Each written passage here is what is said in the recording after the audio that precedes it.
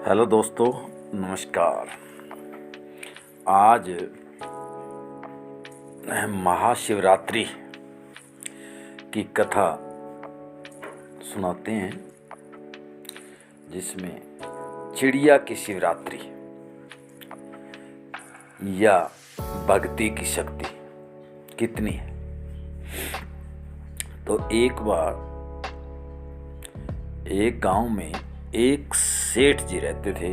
अमीर चंद नाम के सेठ जी थे। अमीर चंद नाम से भी अमीर और धन माल में भी धनी थे, परंतु वो कंजूस बहुत थे। बस एक ही विचार रहता था दिमाग में, पैसा कमाने का। और उनका ध्यान भक्ति में, दान पुण्य में, सत्संग में, भगवत गीता में कहीं नहीं था। बस हाय पैसा, हाय पैसा। और एक जो सेठानी थी उनकी, वो बहुत अच्छी थी, लेकिन उसके भी पैसा कमाने का ही भूत सवार था। उसमें भी दान भक्ति का भाव नहीं था, कंजूस थे। तो एक चिड़िया एक पेड़ के ऊपर घोंसला बनाकर रहती और उसके बच्चे थे। वो गांव में जाती, क्योंकि 50-60 घरों की बस्ती थी, तो वो चिड़िया बेचारी सभी के घरों में इधर उधर उड़ान भरती और उसको कहीं चोगा मिलता, दाना पानी मिलता, वो ले आती, अपने बच्चों को खिलाती, खुद खाती। जब भी वो सेठ के घर की तरफ जाती तो उसको कोई भी दाना वहां नहीं मिलता था। चिड़िया ये सोच कर कि उसके घर में रोज जाती कि बहुत बड़ा घर है, कुछ न कुछ मिलेगा, लेकिन कुछ नहीं मिलता। तो चिड़िया जब भी चौगा करके गांव में कोई दाना इकट्ठा करती, कोई रोटी, और फिर अपने घोंसले में अपने बच्चों को खिलाती, तो सेठ के घर की तरफ जरूर जाती। तो सुबह सुबह छज्जे पर जा कर के बैठ जाती। तो वो सेठ और सेठानी दोनों आपस में बातें करते। सेठानी कहती पैसा बहुत है, धनमाल बहुत है, लेकिन संतान नहीं है, इसको कोई भोगने वाला नहीं है। तो ऐसी ऐसी बातें करके वो बड़े दुखी हो जाते। और चिड़िया ये उनकी वार्तालाप काफी दिनों से सुन रही थी। चिड़िया भी एक माँ थी, उसको माँ का दर्द का ख्याल अच्छी तरह था कि माँ का कितना दर्द होता है। और चिड़िया जब भी छज्जे पर बैठती आकर के, तो वो उनकी बातें सुनती। सेठानी कहती भाई घर में कमी है तो एक संतान की है, अब तो लोग भी मुझे बांझ कहते हैं, ताने मारते हैं निसंतान के। तो सेठ जी अपने को कुछ करना चाहिए, लेकिन सेठ जी क्या करें। सेठ जी के तो बस पैसा कमाने की धुन थी, हाय पैसा, हाय पैसा। ऐसे करते करते चिड़िया की भी हमदर्दी उनसे बढ़ती गई, सेठानी से, कि इस बेचारी का कुछ न कुछ कोई उपाय सोचा जाए। ऐसे करते करते चिड़िया के बच्चे भी बड़े हो गए और चिड़िया की लगन भी बढ़ती गई कि क्यों न इस सेठानी का, सेठ का दुख दर्द दूर किया जाए, इसकी पुकार सुनी जाए। तो एक दिन चिड़िया गांव में से चोगा चुग कर अपने बच्चों को खिलाया, और उसने देखा कि बच्चे अब बड़े हो गए हैं, उड़ने लायक हो गए हैं, अपने आप उड़ान भर सकते हैं और अपना दाना पानी चुग सकते हैं।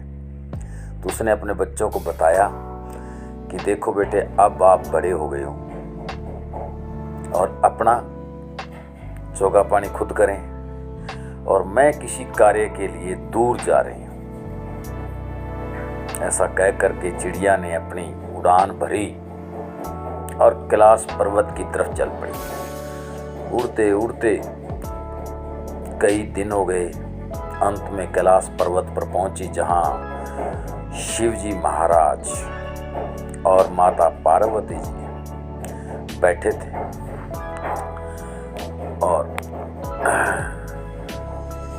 दोनों वहीं कैलाश पर्वत पर अपना एंजॉय कर रहे थे और सृष्टि की महिमा देख रहे थे। चिड़िया थकान से, उड़ान से व्याकुल थी, थकी हुई थी और जाकर के माता पार्वती के चरणों में गिर गया। माता पार्वती ने उस चिड़िया को बड़े दया दिली से उठाया, उसके मुंह में कुछ पानी की बूंदें डाली और हाथ पर आया तो चिड़िया की कुछ थकान दूर हुई, उसको होश आया।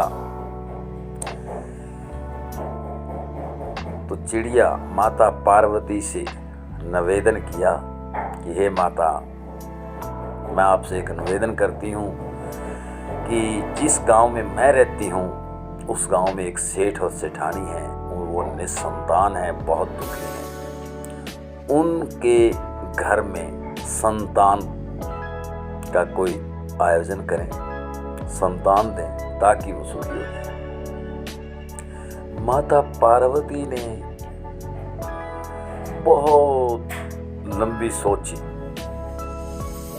जितना कि एक औरत इतना लंबा नहीं सोच सकती उतना उसने सोचा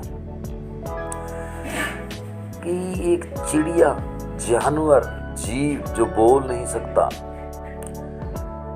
इंसान के साथ, और उसकी उस सेठानी से कितनी हमदर्दी है, क्यों न इस चिड़िया की भक्ति रंग ले आए। इसलिए उसने शिवजी भगवान से माता पार्वती ने निवेदन किया कि हे स्वामी, उस गांव में जो सेठ जी रहते हैं अमीरचंद नाम के, उनके कहीं संतान नहीं है, उनको संतान देने का कष्ट करें। ये सुनकर शिवजी ने अपनी अंतरात्मा से देखा तो शिवजी भगवान ने माता पार्वती को बताया कि हे माता, हे पार्वती देवी, उस सेठ के संतान का संयोग नहीं है और जब तक संयोग नहीं है उसके संतान नहीं, और संतान से उसको सुख भी नहीं है। तो माता पार्वती ने चिड़िया को बताया भी ऐसा है और चिड़िया भी सुन रही थी, लेकिन चिड़िया ने अपना सिर माता पार्वती के चरणों में फटफड़ाना शुरू कर दिया, मारना शुरू कर दिया। कहता कैसे भी हो उस को संतान दें, आप तो सृष्टि के रचयिता हैं, आपके हाथ में है और आपकी दया दृष्टि के बिना तो संसार का पत्ता नहीं हिलता। जिस तरफ आपकी छाया नज़र ठंडी हो जाए वहाँ तो मरुस्थल में भी हरियाली हो जाती है। शिव माता पार्वती ने फिर शिव जी से निवेदन किया कि हे स्वामी, इस चिड़िया की पुकार तो सुने, जिसकी कितनी हमदर्दी है इंसान के साथ, तो हम तो फिर भी, आप तो मालिक हैं। अब शिव जी समझ गए कि पार्वती ने जिद पकड़ ली है और वो नहीं मानेगी, इसलिए शिव जी ने बताया कि वो सेठ जो है बहुत कंजूस है, कहीं उसका ध्यान जो है भगवत गीता में, दान पुण्य में, गौओं में कहीं भी ध्यान नहीं जाता, इसलिए उसकी ये संतान नहीं है और उसको ऐसा करना चाहिए। मैं अब उसको फागुन मास की जो शिवरात्रि आती है उस पर वो गर्भवती हो जाएगी और उसको संतान हो जाएगी। तो चिड़िया दोनों की बातें सुन रही थी और माता पार्वती ने इशारा किया चिड़िया की तरफ कि जाओ चिड़िया, आपकी भक्ति रंग ले आई, आपकी श्रद्धा जो है वो पूर्ण हुई। तो ऐसा सुनकर चिड़िया ने उड़ान भरी और वापस उसी गांव में आ पहुंची। तो देखते देखते ऐसे दिन बीतते गए, 9 महीने पूरे हुए और वो सेठानी के घर में एक लड़का पैदा हुआ। शिवरात्रि भी आई, पहली शिवरात्रि आई और फिर दूसरी आई, परंतु सेठ जी की भावनाएं नहीं बदली। वो कंजूस वैसी बना रहा। हाय पैसा उसने कहीं भी दान पुण्य नहीं दिया, किसी को एक दाना तक नहीं खिलाता। बस चिड़िया को उस लड़के का को जूठन को टुकड़ा, बच्चा था खेलता था, इधर उधर दाएं बाएं फेंक देता, वो चिड़िया उठा करके ले जाती। लेकिन उस सेठ ने कहीं भी दो दान पुण्य नहीं दिया। अब चिड़िया को कष्ट होना शुरू हुआ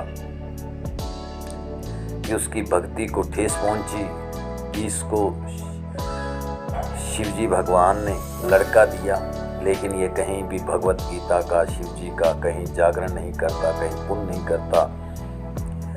तो चिड़िया कैलाश पर्वत पर माता पार्वती से मिलने के लिए गई कि मेरी भक्ति श्रद्धा से आपने जो दिया, लेकिन उस सेठ पर कोई प्रभाव नहीं पड़ा। तो कैलाश पर्वत पर पहुंचकर माता पार्वती से निवेदन किया कि मैं तो एक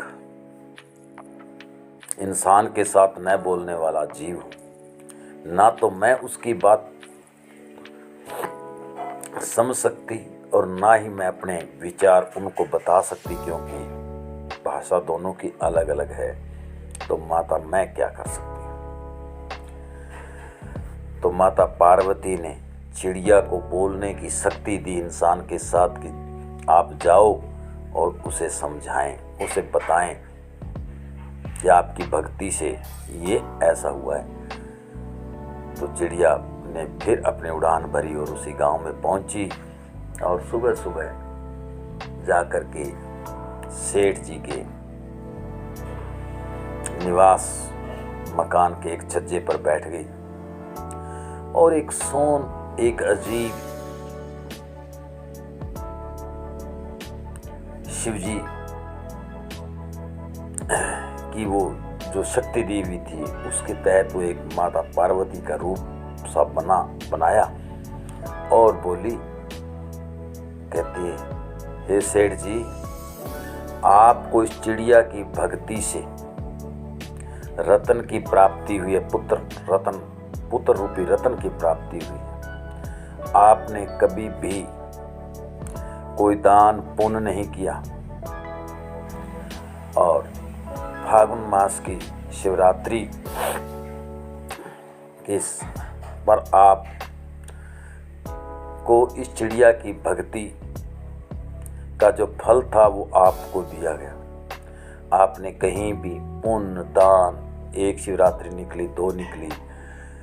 तो ऐसा सुनकर सेठ और सेठानी दोनों को ज्ञान हुआ कि चिड़िया की भक्ति से, चिड़िया जो यहाँ बैठती है रोज उसको मैं देखती हूँ, उसकी भक्ति से हुआ। तो हम तो अंधेरे में रहे।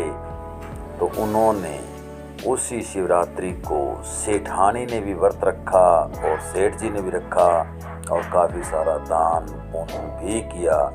और उन्हें पता लगा कि एक भक्ति में, शिव जी की भक्ति में कितना